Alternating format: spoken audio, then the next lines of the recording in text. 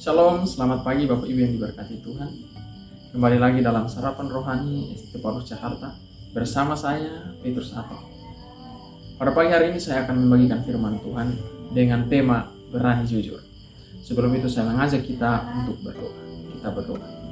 Bapa dalam kerajaan surga, Bapa dalam nama Yesus, kami bersyukur untuk kesempatan Tuhan berikan bagi kami pada saat ini. Pada pagi hari ini sebelum kami melalui aktivitas kami hari ini, kami akan merenungkan firman Tuhan. Tuhan memberkati firman-Mu supaya mendapat bagian dalam hidup kami. Dalam nama Yesus firman yang hidup kami berdoa. Amin. Bapak Ibu yang diberkati Tuhan, firman Tuhan untuk kita hari ini saya pilih di dalam Amsal pasal 16 ayat 13. Firman Tuhan berkata, bibir yang benar dikenan raja dan orang yang berbicara jujur dikasihi.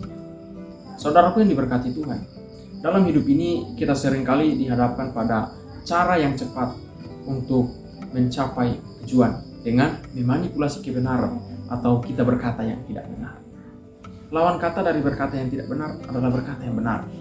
Berkata yang benar berarti kita menjaga diri kita untuk tidak hidup dalam dosa dan membuat hidup kita berkenan di hadapan Tuhan. Ketika kita mengorbankan kebenaran dan berkata yang salah hanya supaya kita disukai orang dan menjaga diri kita dari bahaya, sebenarnya kita sedang membawa hidup kita kepada suatu kenyamanan yang sementara. Berani berkata jujur adalah pilihan yang harus kita pilih dalam setiap langkah hidup kita. Tidak ada pilihan lain bagi kita untuk berkata bohong.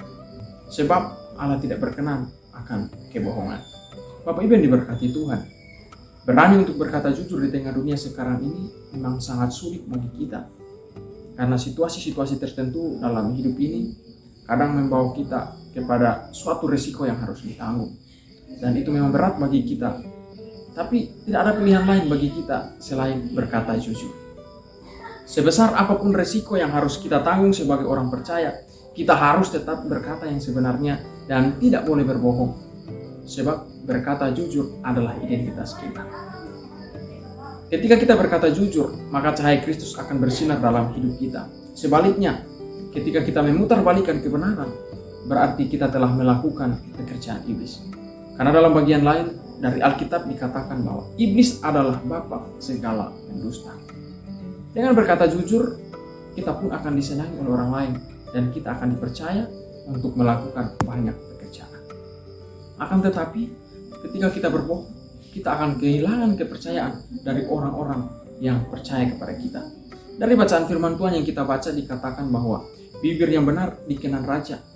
Artinya, ketika kita berkata benar, maka ada kepercayaan yang diberikan kepada kita. Raja di sini berbicara tentang penguasa. Dengan kejujuran kita akan diangkat untuk ada di antara para bangsawan dan raja.